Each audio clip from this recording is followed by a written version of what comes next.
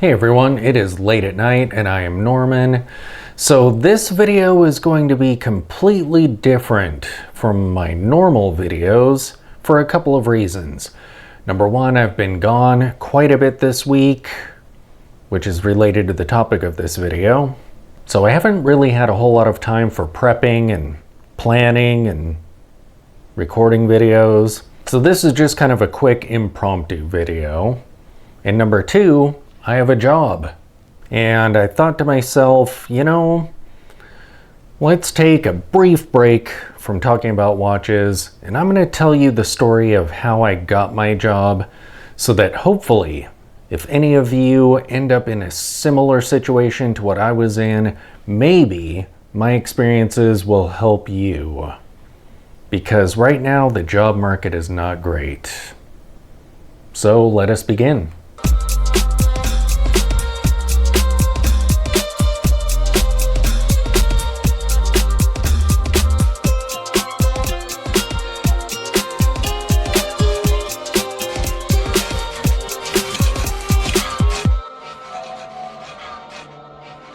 All right, so I got laid off over a half a year ago now. And when I did, my previous employer had given me a temporary account with a career guidance company. So I had a career coach and 3 or 4 calls I could make with that person. I had a resume rewrite available to me, as well as webinars and whatever documentation they had. So I thought to myself, I have an advantage. I have these professionals who are helping me. This is going to go great. So I did all the things.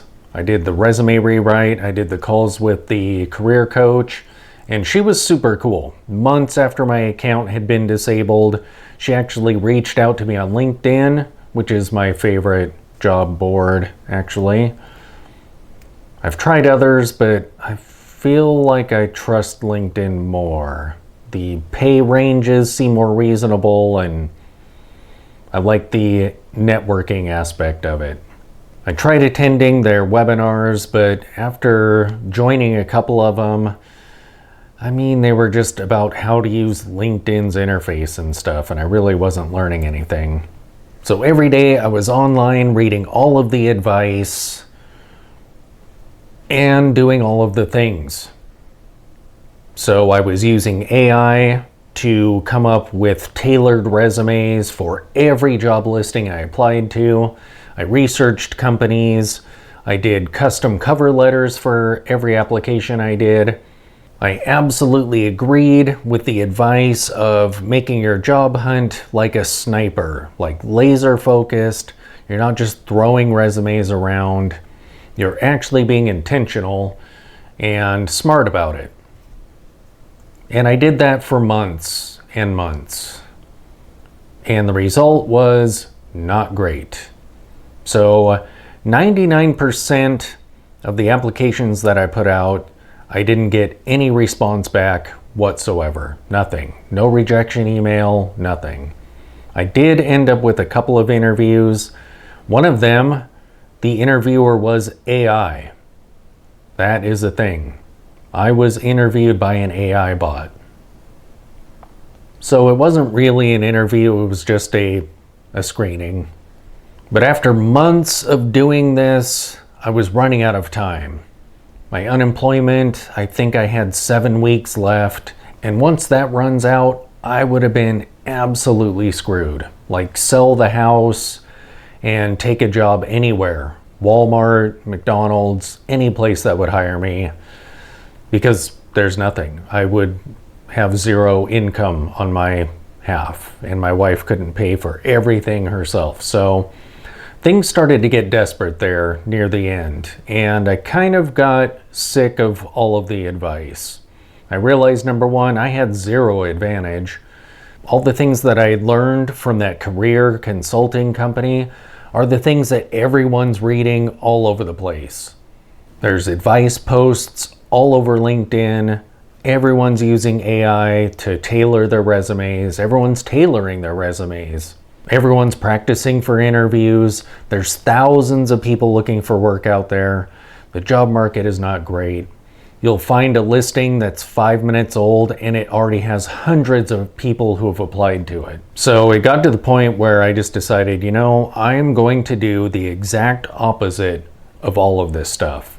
So after months and months of tailoring my resume, tweaking it and improving it, I knew that I had a good resume. Like, I can look at it and I could feel that this was a really good resume at this point. The very last iteration I did of it, I did yet another round of, hey AI, pull out the keywords and give me a resume. Except this time, I completely redid everything myself. None of the wording on there came from AI. I did keep whatever keywords it had pulled out. So I knew I had a good resume, and it was good for either database jobs or C# jobs. I wasn't going to tailor it anymore. Every job listing I apply to, same resume. Who cares? It's a good resume, it's going out to everybody. And the cover letter too, who cares? I don't have time to be tailoring a resume or a cover letter for every job I need to apply to, because I have to apply to a lot of jobs. 14 or 15 a day wasn't going to cut it anymore. I decided instead of being a sniper and laser focused, I was going to be a bomb full of buckshot, and that's my resume. It's going to go everywhere. So here's what I started doing at that point. People tell you not to do easy apply on LinkedIn or similar things on other job boards. Whatever. I'm totally doing that. People say to research the companies because you're going to be working for them. You should probably know something about them, and you probably ought to research them for interviews and stuff. No, who cares?